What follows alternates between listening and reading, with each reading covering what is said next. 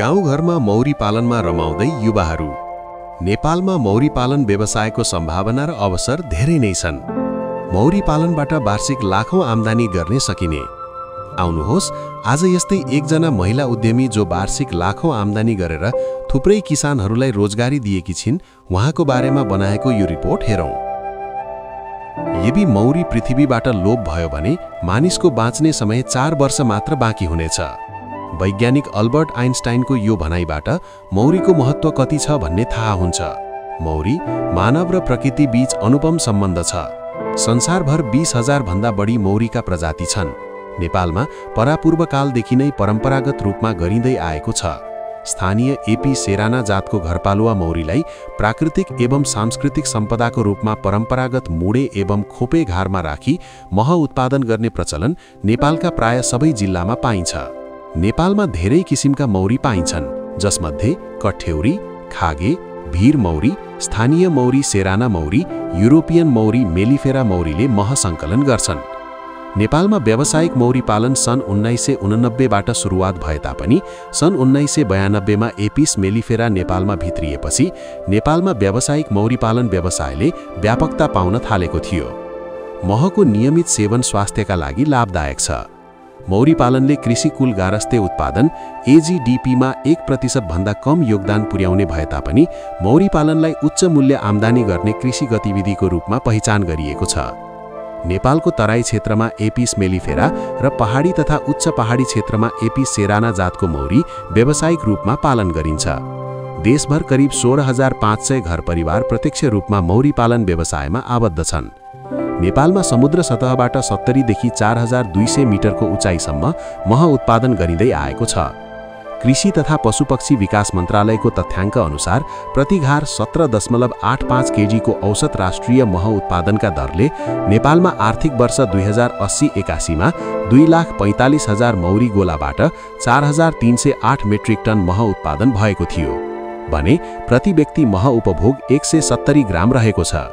नेपालमा कुल उत्पादन हुने महमध्ये करिब 65%, 28% र 7% उत्पादनको हिस्सा क्रमशः मेलिफेरा, सेराना र जङ्गली मौरी, खागे मौरी, भीर मौरी तथा पुत्का मौरीको रहेको छ।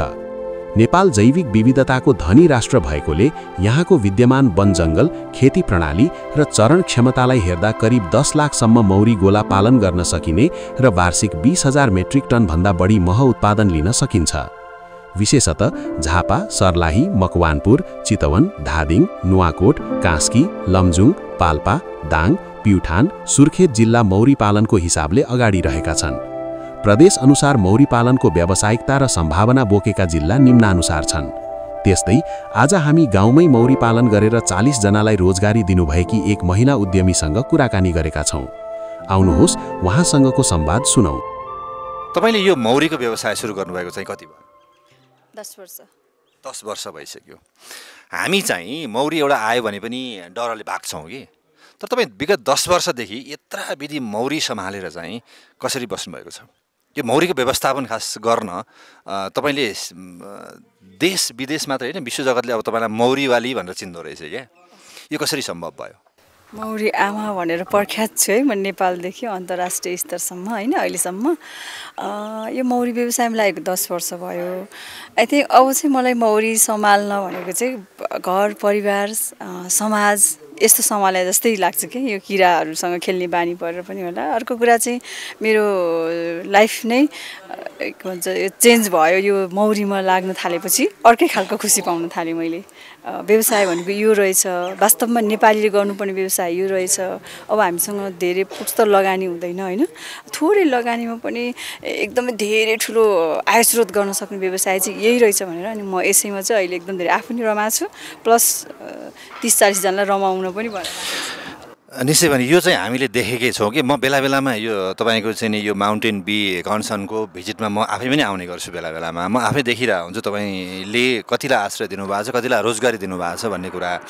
मैले ठ्याक्कै बुझ्न खोजेको कुरा चाहिँ के हो भने तपाईँले यो एउटा मौरीको छुट्टै साम्राज्य तयार गरिराख्दाखेरि चाहिँ नि तपाईँलाई यो व्यवसाय हुनसक्छ भन्ने त्यो बिन्दु चाहिँ कसरी पत्ता लाग्यो? यो मौरीको व्यवसाय हुनसक्छ भन्ने बिन्दु पत्ता चाहिँ कसरी लाग्यो? यस्तो प्रायः त नेपाली महिला हामी नेपालको महिलाहरू चाहिँ अब शिक्षा अनि प्रविधि सबैबाट चाहिँ अलिकति हुन्छ नि टेक्निकल यस्तो यस्तोबाट चाहिँ हामी अलिकति कमै नलेज भएका हुन्छौँ होइन। अब अहिलेको यो एजमा त धेरैजना शिक्षित हुनुहुन्छ र अनि आफू हामीले चाहिँ शिक्षालाई अँगालो मार्दाखेरि चाहिँ एउटा कुर्सी मात्रै अँगालो मार्छौँ के। त्यो कुर्सी भनेको मेरो लाइफ मात्रै चलाउँछ त्यसले, यदि चलाइहाल्यो भने पनि मैले कुर्सीलाई अँगालिनँ, मैले चाहिँ समस्त हाम्रो पुर्खाले गरेको पेसालाई अँगालेँ। त्यस कारणले गर्दाखेरि चाहिँ म सायद यो मतलब हुन्छ नि नेसनल इन्टरनेसनल नभइकन पनि आफ्नै नेसनलमा खुसी हुन पनि भएँ र मलाई धेरैले चिन्नु पनि हुन्छ। मौरी व्यवसाय नै किन रोज्यौ भन्ने कुरामा चाहिँ यहाँ धेरै चुनौती छ। ओके जहाँ चुनौती छ त्यहाँ अवसर छ, त्यो हामीले पनि महसुस गरेका कुराहरू। तर यहाँ मान्छेहरूलाई चाहिँ नि यो अवसर मात्रै खोज्ने मान्छेहरूले चुनौतीको चाहिँ फेस गर्न चाहिँ त्यो चाहँदैन। तपाईँ त्यो फेस गर्न कसरी सिकाउनुहुन्छ कि मान्छेहरूलाई अवसरभन्दा पहिला चुनौती हुन्छ, यसलाई फेस गर्नुपर्छ, कसरी सिकाउनुहुन्छ? त्यो हरेक दिन भनेको छौँ हामीले, अवसरभन्दा धेरै चुनौती हुन्छ जहाँ त्यहाँ चाहिँ त्योभन्दा ठुलो अवसर पनि हुन्छ क्या। फेरि चुनौतीसँग जो मान्छे लड्न सक्छ त्यो मान्छेले चाहिँ विश्व जित्न सक्छ, पक्कै पनि हो कि।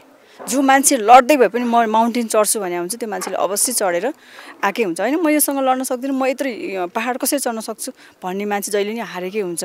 जुन हार्ने भनेको दुईवटा चिज नरे कि, आफन्तसँग हार्न सिक्नु, आफूले माया गरेका हरेक चिजबाट हार्न सिक्नु, उहाँसँग हार्नु भनेको फेरि त जित्नु हो। तर व्यवसाय गर्दा शिक्षासँग मैले पढ्नु पर्दा मैले केही गर्नु पर्दा मैले जित्छु नै भनेर जानुपर्छ कि। यो व्यवसाय गाह्रै छ। ओके, अर्को कुरा मलाई जान्न मन लाग्यो एउटा कि यो यसको आन्तरिक बजार र यसको चाहिँ विश्व बजारलाई तपाईँले कसरी बुझ्नु भएको छ र कसरी व्यवस्थापन गर्नुभएको छ? खालि उत्पादन गर्नु मात्रै ठुलो कुरा त्यो होइन, उत्पादन भएको सामानलाई चाहिँ उचित बजार पायो भने मात्रै त्यसको भ्यालु क्रिएट हुन्छ। तर तपाईँले राम्रोसँग म्यानेज गरेको जस्तो मलाई लाग्छ। कसरी यो व्यवस्थापन तपाईँले गर्नुभएको छ? यही कुरो भयो यहाँनिर, जसले पनि व्यवसाय गर्नुभन्दा पहिला अध्ययन गर्नु जरुरी छ।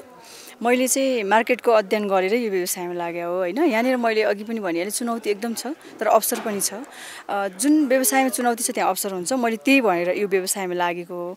अहिले चाहिँ यो व्यवसायमा अवसरै धेरै देखिरहेको छु। अहिले मैले गर्दै जाँदा धेरै, अहिले यो वर्ष मात्रै 19 जना हाम्रो भाइ बहिनी लगायत विदेशमा हुने फर्केकाले यहाँनिर भुपू आर्मीहरू, भुपू न्यायाधीशहरू, भुपू इन्जिनियर, हाम्रो इन्जिनियर त नयाँ नयाँ भाइहरू, अब डक्टर पढ्ने भाइहरू सुधा आएर यो व्यवसायमा लाग्नु भएको छ। अहिले देखिहाल्नु भयो हाम्रो इन्टरनेसनल लेभलको साथीहरू पनि आएर अब ट्रेनिङ लिइरहनु भएको छ। उहाँहरूले पनि हामीले के गर्न सक्दो रहेछौँ त नेपालमा के रहेनछ भन्नु त। नेपालमा एटलिस्ट युरोप अमेरिकाको मान्छे आएर पनि यो व्यवसाय यस्तो रहेछ भनेर लाग्न सक्नुहुन्छ भनेपछि हामी त यसैमा रमाउनु पर्यो नि।